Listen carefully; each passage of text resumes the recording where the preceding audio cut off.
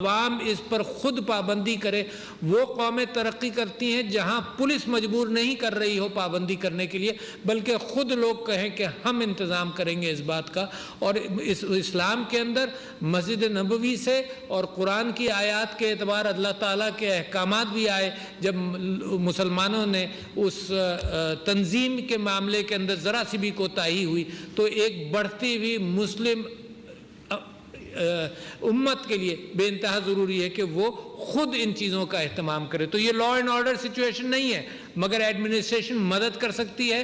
اور مساجد اور امام بارگاہوں کی کمیٹی سے میری گزارش یہ ہے کہ وہ اس کا بھی اہتمام کریں اور حکومت کے ساتھ ایک مشاورت کے اندر رہیں۔ تو یہ 20 نکاتی جو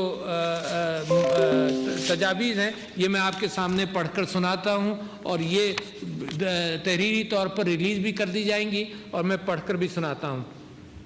مساجد اور امام بارگاہوں میں قالین یا دریاں نہیں بچھائی جائیں گی۔ یہ جو علماء کا فتویٰ تھا پہلا، اس حوالے سے ان احکامات کو بھی مشوروں کو بھی جوڑ لیا جا رہا ہے، اور جو حکومت چاہتی ہے اس کو ملا لیا جا رہا ہے کہ قالین اور دری نہ ہو، کیونکہ سانس کے ذریعے جو جراثیم اور جو وائرس اس میں جائے گا وہ دوسروں کے اوپر بھی اثر کرے گا۔ تو مساجد اور امام بارگاہوں میں قالین یا دریاں نہیں بچھائی جائیں گی، صاف فرش پر نماز پڑھی جائے گی۔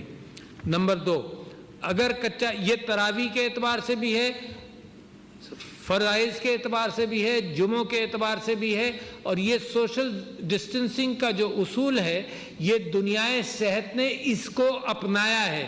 اس ڈسپلن میں رہتے ہوئے جو بھی کام کیے جائیں وہ سب ویسے ہی جائز ہیں، مگر اب ہم سب مہر لگا رہے ہیں سب لوگ مل کر اس بات کے اوپر کہ یہ ان اصولوں کی پابندی کر کر یہ کام کیے جائیں گے۔ جو لوگ گھر سے اپنی جانماز لا کر اس پر نماز پڑھنا چاہیں وہ ایسا ضرور کریں، اس کو انکریج کیا جا رہا ہے۔ چوتھا نقطہ ہے کہ نماز سے پیشتر اور بعد میں مجمع لگانے سے گریز کیا جائے۔ جو گفتگو قریب بیٹھ کر کی جاتی ہے اس سے گریز کیا جائے، حالات اس بات کے متقاضی ہیں۔ جن مساجد اور امام بارگاہوں میں صحن موجود ہو وہاں ہال کے اندر نہیں بلکہ صحن میں نماز پڑھی جائے اور پڑھائی جائے۔ چھٹا نقطہ ہے، یہ پچھلے اتفاق کا بھی کنٹینویشن ہے کہ 50 سال سے زیادہ عمر کے لوگ، نابالغ بچے اور کھانسی، نزلہ، زکام وغیرہ کے مریض مساجد میں اور امام بارگاہوں میں نہیں آئیں۔ یہ پہلی مرتبہ بھی کہا گیا تھا اور اس وقت بھی گزارش یہی کی جا رہی ہے، کیونکہ جتنی سٹڈیز ہیں دنیا کے اندر، وہ پاکستان کے اندر ہیلتھ ایڈوائزر نے یہ بتایا کہ 80% افراد جو جاں بحق ہوئے ہیں وہ 50 سال سے زیادہ کی عمر کے ہیں۔ تو وہ لوگ خاص طور پر اس بات کا احتیاط کریں، جن کو ڈائبٹیز وغیرہ ہے ان کو یہ بیماری زیادہ دیر تک اور خراب اثر کرتی ہے، تو وہ لوگ مسجد میں نہ جائیں۔ مسجد کے احاطے کے اندر نماز تراویح کا اہتمام کیا جائے۔ یہ سب جگہ سے اتفاق ہوا کہ جو احاطے کے اندر کی جائے نماز تراویح کا اہتمام، سڑک اور فٹ پاتھ پر نماز پڑھنے سے اجتناب کیا جائے۔ یہ بھی رائے تھی کہ جو مسجد میں کچھ لوگ جو نماز تراویح پڑھ لیں گے اور حکومت کے ان احکامات کے وجہ سے ثواب سب کو ملے گا، مگر گھروں میں بھی تراویح کا اہتمام کیا جائے۔ مسجد کے فرش کو صاف رکھنے کے لیے اور کرنے کے لیے پانی میں کلورین کا محلول بنا کر اس پانی سے دھویا جائے مسجد کے فرش کو۔ اسی محلول کو استعمال کر کے جہاں چٹائیاں بچھائی جا رہی ہیں وہاں چٹائی کے اوپر جہاں نماز ہوتی ہے وہاں چٹائی پر بھی اسی محلول کا چھڑکاؤ کیا جائے۔ 10واں نمبر نقطہ ہے، مسجد میں صف بندی کا اہتمام اور امام بارگاہ میں صف بندی کا اہتمام اس انداز سے کیا جائے کہ نمازیوں کے درمیان 6 فٹ کا فاصلہ ہو، اور ایک نقشہ منسلک ہے جو پبلسائز کر دیا جائے گا جس کے اندر یہ نقشہ صرف نشاندہی کر رہا ہے کہ دو نمازیوں کے درمیان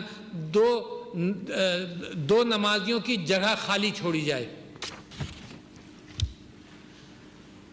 مسجد اور امام بار کی انتظامیہ کے افراد پر مشتمل ایک کمیٹی بنائی جائے جو ان احتیاطی تدابیر پر عمل یقینی بنا سکے، اور ان نشانات کو انتظامیہ، ایڈمنسٹریشن یا مسجد کی انتظامیہ، محلے کے لوگ اس کا اہتمام کریں تاکہ ایک دوسرے کو بھی ہدایت دینے کی بات ہو کہ اتنی دور کھڑے ہو، اپنے نشان پر کھڑے ہو. جیسے صف بندی کے لیے نشان لگائے جاتے ہیں ویسے ہی کھڑے ہونے کے لیے بھی کوئی نشان لگا لیا جائے.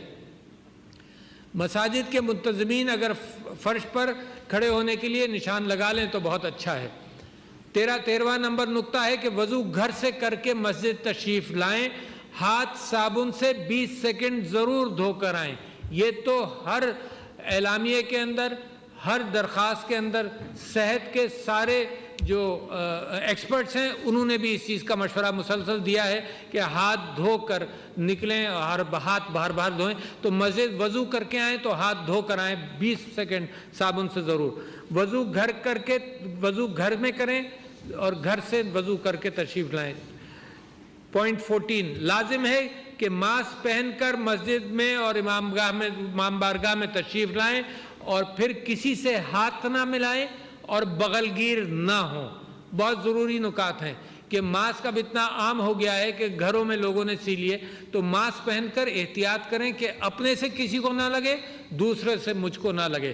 تو یہ احتیاط بڑی ضروری ہے. پھر اپنے چہرے کو ہاتھ نہ لگائیں، اس سے گریز کریں اور گھر واپسی پر ہاتھ دھو کر یہ کر سکتے ہیں، مگر مسجد کے اندر بھی احتیاط کریں کہ چہرے کو ہاتھ نہ لگائیں، مصافحہ نہ کریں، بغل گیر نہ ہوں، فاصلے سے کھڑے ہوں. موجودہ صورتحال میں بہتر یہ ہے کہ گھر پر اعتکاف کریں، اور اس بات کا بھی امکان ہے، میرے لیے بھی، میں اپنے لیے بھی کہتا ہوں کہ موجودہ صورتحال کے اندر لوگ گھروں کے اندر تراویح پڑھیں تو وہ بھی اچھی بات ہے. حضور اکرم صلی اللہ علیہ وسلم نے گھروں میں بھی رات کی عبادت اپنے گھر میں ہی کی. 17واں پوائنٹ ہے مسجد میں افطار اور سحری کا اجتماعی انتظام نہ کیا جائے. لوگ قریب بیٹھ جاتے ہیں تو اجتماعی انتظام مسجد میں نہ کیا جائے. مسجد اور امام بارگاہ کی انتظامیہ، ائمہ اور خطیب، یہ 18واں نقطہ ہے. مسجد اور امام بارگاہ کی انتظامیہ، ائمہ اور خطیب ضلعی و صوبائی حکومتوں اور پولیس سے رابطہ اور تعاون رکھیں اور ہر صوبے کے اندر ایک کمیٹی کی تشکیل دینے کا مشورہ ہے. یہ صوبائی ایڈمنسٹریشن کے ساتھ میں سمجھتا ہوں کہ ائمہ اور مشائخ کی، علماء کی جو کمیٹی بنائے تاکہ مسلسل رابطہ رکھا جا سکے. مساجد انتظامیہ کو ان احتیاطی تدابیر کے ساتھ اور امام بارگاہوں کی انتظامیہ کو ان احتیاطی تدابیر کے ساتھ یہ مشروط اجازت ہے کہ وہ تراویحوں کا اور فرائض نماز کا اور جمعے کا اہتمام کریں. یہ سوشل ڈسٹنسنگ کے ساتھ کریں تو دنیا میں کسی کو اس کے اوپر اعتراض نہیں ہے. آپ خیال رکھیں، گناہ گار ہوں گے کہ مجھ سے بد احتیاطی سے کسی اور کو یہ مرض لگ جائے، اور وہ گناہ گار ہوگا کہ اس کی بد احتیاطی سے مجھ کو لگ جائے. تو اس کا اہتمام کریں. مساجد کو یہ جو احتیاطی تدابیر سے مشروط ہے یہ سارا معاملہ. اگر رمضان کے دوران، اور آخری نقطہ بڑا اہم ہے اور اس کی بڑی اہمیت دی سب نے، کہ اگر رمضان کے دوران حکومت یہ محسوس کرے کہ ان احتیاطی تدابیر پر عمل نہیں ہو رہا ہے یا متاثرین کی تعداد خطرناک حد تک بڑھ گئی ہے، دونوں صورتوں میں، کہ یا تو ان پر عمل نہیں ہو رہا، یا جن مساجد میں عمل نہیں ہو رہا، یا ان احتیاطی تدابیر کے اعتبار سے متاثرین کی حالات میں متاثرین کی تعداد کورونا کی بڑھ گئی ہے، تو حکومت دوسرے شعبوں کی طرح مساجد اور امام بارگاہوں کے بارے میں فیصلے پر نظر ثانی کرے گی. یہ اختیار سارے ائمہ اور علماء اور مشائخ نے حکومت کو دیا ہے کہ اگر آپ ضرورت سمجھیں، حالات ایسے ہوں تو آپ ان کی تعداد کو مختصر اور بھی مختصر کر سکتے ہیں. اس بات کا بھی حکومت کو اختیار ہے، یہ بہت ضروری بات اور بھی ہے کہ اس بات کا بھی حکومت کو اختیار ہے کہ شدید متاثرہ مخصوص علاقے، جس طرح سے کچھ پروونشل گورنمنٹس کو خیال ہے کہ اس علاقے کے اندر حالات بہت خراب ہو رہے ہیں، وہاں کے احکامات اور پالیسی کو بدل دیا جائے، چھوٹ دی جائے جہاں پر حالات بہتر ہیں، یا اور سخت کر دیا جائے جہاں پر حالات خراب ہیں. یہ معاملہ بیماری کا ایسا ہے کہ اس میں ہم سب ذمہ دار ہیں. اس کے اندر شریعت بھی آپ کا ساتھ دیتی ہے. آپ احتیاط کریں، ایک سے دوسرے کو نہ لگے، ہاتھ دھوئیں، چہرے کو ہاتھ نہ لگائیں، سوشل ڈسٹنسنگ رکھیں، ماسک پہنیں، فاصلوں کے ساتھ اپنی جماعت میں کھڑے ہوں، اور وہی تدابیر جو ہم اپنے گھروں کے اعتبار سے کرنا چاہتے ہیں وہ کریں. اور اپیل سارے ہر شخص کے ساتھ یہ اپیل ہے کہ یہ اجماع ہے اس بات کے اوپر، اس کی خلاف ورزی گناہ کا مرتکب ہوگی تو اس میں خود بھی اب احتیاط کریں۔ بہت شکریہ جناب علی۔